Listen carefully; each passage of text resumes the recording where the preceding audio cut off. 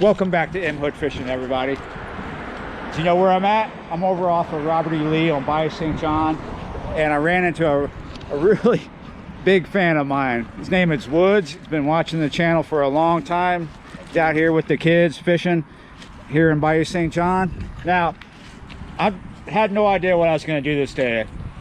No real plans. I just threw a bunch of gear in the trailer, attached it to the bike, and rode out this way.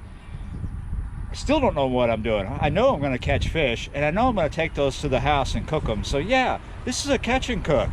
We just don't know how it's going to happen yet, but let's make it happen. All right.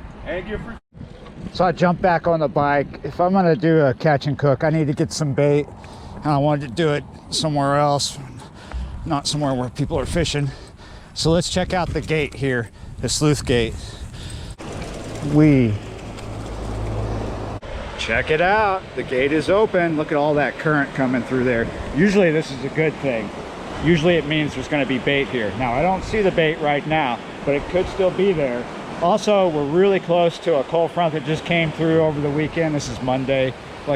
Came through like Friday night, like right after I did my last video when I was fishing out in the French Quarter, fishing the river. Right after that, lots of rain, colder weather, but it's been 2 days. Shouldn't be that bad. Let's check it out. Let's see what I can get here. We can go somewhere else if I don't get anything here.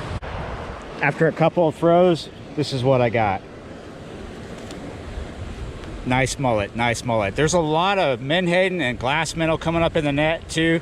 Not that I want to fish with those today, but some good sizes. All right, this is almost enough bait for today and tomorrow. All right, we're gonna do the lake. This isn't actually a bad day for the lake. You can see the causeway from here. It's pretty clear out there. The wind isn't bad at all. It's pretty calm. It's not the cleanest lake I've ever seen. It's a little dirty today, but it's not bad. It's not bad. It is now 5:30 and we're at the mouth of Orleans Canal.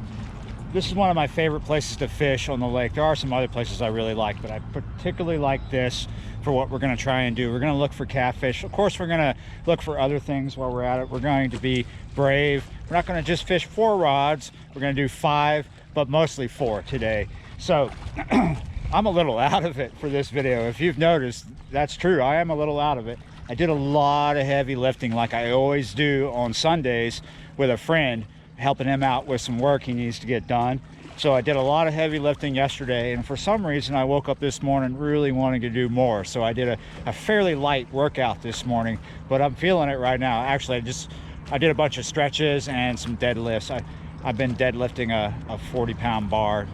It's nothing, really nothing, but I'm pretty lightheaded right now and out of it. So I need to hydrate and get some lines out and just chill for this sunset, which is coming. Let's do a catch and cook, man. Let's see what are we gonna catch and what are we gonna cook? How are we gonna cook it? I don't know. I'm flying by the seat of my pants on this one, man. The last time I fished this spot, I was actually on the other side of the canal. And if you remember in that video, there was a lot of dirt getting pushed out by Orleans Canal. That's not the case today. This water is a little better than it was then. The reason why we're not over there where I usually like to be is because there's a bunch of people already over there fishing. So this is where we're at today. All right, let's do the rig rundown. I've been doing this the same way for quite a few sessions. We're using 3 ounces of lead on a lead trolley, using 50-pound mono for my leader, and we're using an Op 5 circle hook. Now, here is the bait. We're not going to go with big baits to start. We're just going to put a small or medium-sized bait out there for now. Make sure the scales are off your tip, and that's what we're doing. That's what it's going to look like on the hook. The other rod is set up just the same way. You see the little boat putting across here? That is the direction we want to put this first bait out in. We don't want to put the bait in the boat, but out that way. Gotta look behind us to make sure no one's back there to get hooked. I never do that. There we go. You see where the little boat's putting at now? That's the direction where we're gonna put the second bait. The dude that's fishing down the way from me, closer to the bridge, just caught a undersized redfish.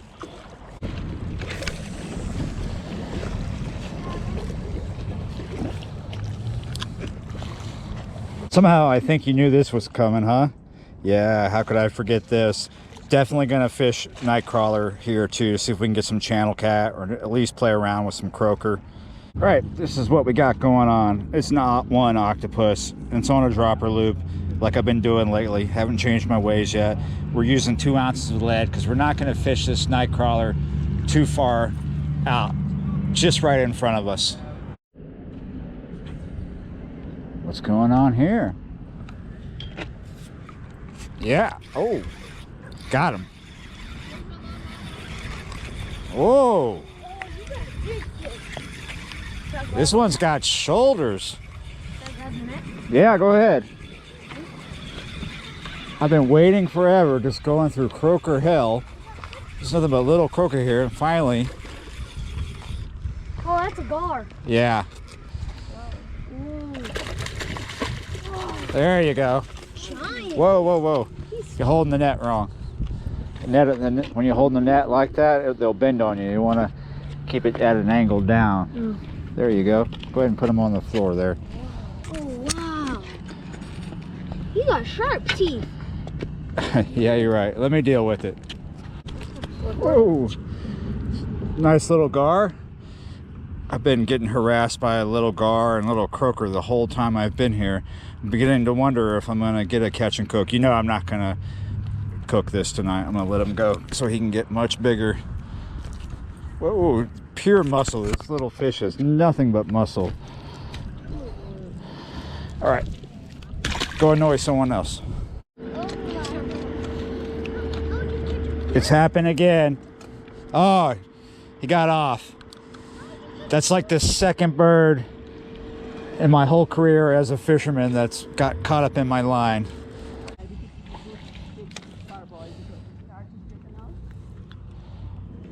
Finally put a catfish in this video. I got really bored. Not much is going on with my cut bait lines. I pulled my worm lines a long time ago because the croaker were just driving me crazy. Thought I'd see what I could catch with a red wiggler, see if I could get some more bait, and I got a channel cat. Maybe I should put the worm lines back out.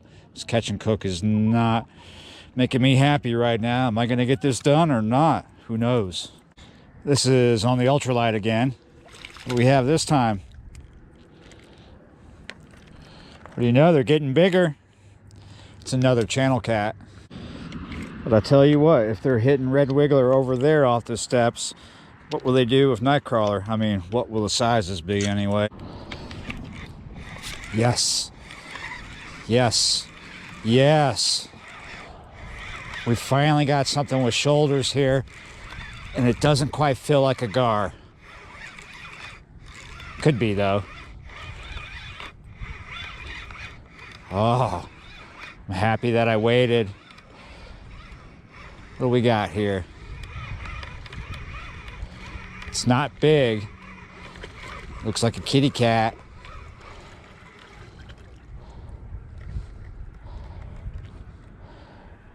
It's a nice little blue cat. Finally. Been waiting forever. Nice, huh? It's not very big. It's barely a 12-inch fish. I don't think it's worth the trouble of taking this home. I'm not hurting that bad, but I'm happy that I finally got a decent looking catfish out of here tonight. Go get big, man. So look who I enlisted to give us a hand. This fish hit that Craig is playing while I had the camera laying down because I was throwing the net. Oh, this is a nice fish.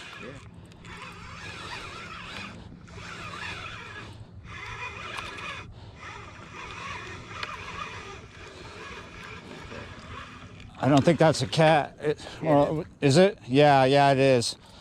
Get underneath this rod. Well, there's a catch and cook for you. That's nice in there. Yeah, that's a channel cat. Here we go.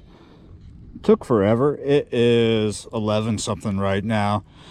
So it's pretty cool that Craig decided to join me. It means I don't have to ride the bike home through creepy Orleans in the middle of the night. I can just keep fishing maybe we can get us something better. But that is definitely worth keeping. That is a nice channel cat that's going to eat up really good. Let's put this on a stringer. What do you got? What don't we come in these other lines? This is another nice fish. Very nice. Yeah. This is off a piece of cut bait mullet. I think in this line here. Yeah, I might be into my other lines. This one's got some shoulders, Craig. Yeah, maybe a big gar. Yeah, I feel. Kind of feel them too. Yeah, I feel them. A little bit. What side of the... Catfish. Yeah, it is a cat, but what side of this line is he on? I can't tell. Here we go, I got him. Am I off that line, or I'm still on it, aren't I I? think it's still on. This is a problem with fishing with four. I got 4 rods out, and Craig's got 1 right next to me, so there's 5 rods You out. should have brought him right in the middle, yeah. Well, maybe not. Oh, that is a nice cat. Yeah, nice one there. Look at that. Let's get him up here. We got us a right good mess to take care of. Which one should we cook? Huh. Look at that. Nice fat one there. Craig was just asking me, are there big cats out here? Well, there's cats that are that big. That's a nice one. Oh, he's really wrapped up. Yeah, he's screwed up. The other line's still out there. We might have to put this to the side here real quick because I'm getting a bite over here. All right, back to the show. This may be a 6-pound blue cat, maybe a little better. Goes to show that sometimes it's worth waiting. I got really stubborn and I don't feel so out of it now that I've caught a decent cat. Note to self, don't do so much deadlifting before you go fishing. Here's that fish that was wanting to take that rod in while I was trying to show that fish off. You want to hear a stupid story? M Hood just did something really stupid. So we're putting this fish on my other stringer because the stringer with the channel cat just swam away. I was untying that stringer that swam away, and this fish flopped down the steps, and I went to grab it. I didn't realize that I had untied this other stringer so well that it would just swim away. Oh, it sucks. Maybe I am still out of it. I don't know what kind of fish it is, though. Whoa. I was up at the trailer doing something. Am I filming? Yes, I am. And all of a sudden, something hit on this rod, and Craig got to feel a fish fight for a little bit. I don't think it's all hard catfish. Well, it's not super small, but it's not super big. Not yet. Boy, there's a little bit of a head shake. It's a cat. Yeah, catfish. No, nice one, too. Let me come down here.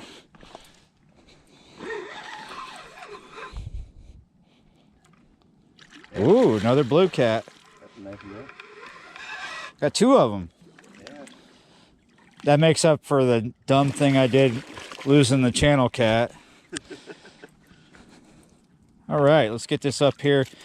Nice We're basically about to pack this up. It is almost 2 in the morning now. This is like a long one for me, especially when I realized what time I got up this morning. I woke up at about like 5:30 this morning. Wow, pretty clean looking. Let's look at the other side.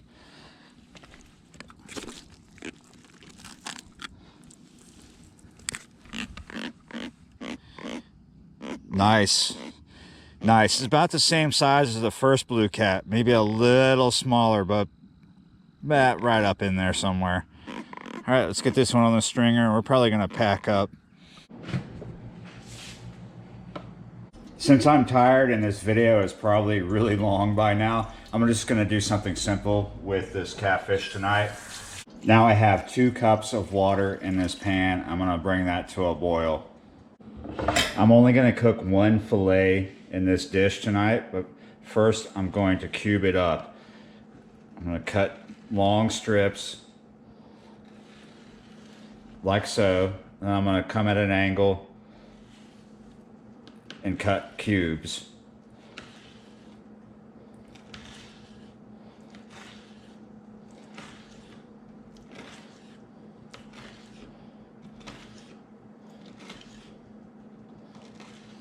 Here we go. Let me pick up one to show you what they look like.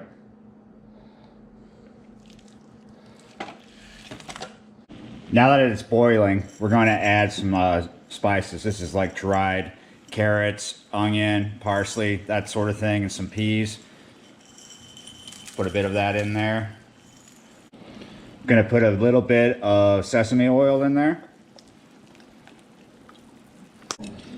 Now I'm going to put these cubes of catfish in here. Get that mixed in there pretty good. I'm gonna let this boil for about 7 minutes. We've got a good 7 minutes on that boil, and now we're gonna add this. This is golden curry. It's a Japanese style curry. It is super easy. Let me show it to you. Comes in a package like this. We usually call this curry block. Let me open it up and show you. Check that out.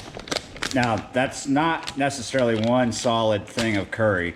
If you turn this upside down, you'll see that it is segmented into 4 pieces. I'm gonna actually just put in 2 for now. Break this up. I'm just gonna put them right in there, and the heat will make them melt. But what I'm gonna do now is I'm gonna reduce my heat down really low and just let that set there and start to melt.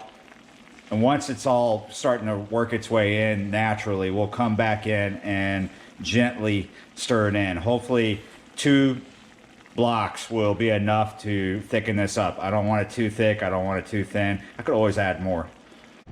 As you can see, look at that. It's really starting to work its way in there. It's pretty much already melted down. We're gonna start stirring it gently. Don't wanna stir it too vigorously or you'll break the fish up into small pieces, which is already starting to happen to a certain degree.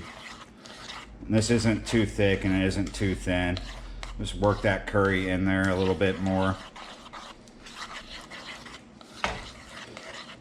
Try to get it over into all that moisture. All right, we're just about there. I'm gonna put this over rice. Here we go. I know it looks like baby poop, but man, does it taste good. It really does. Let's give it a go. Wow, this really looks good.